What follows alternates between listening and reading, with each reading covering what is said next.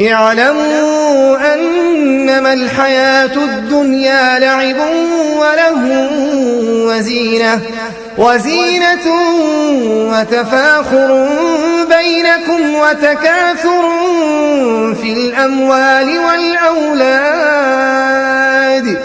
كمثل غيث أعجب الكفار نباته ثم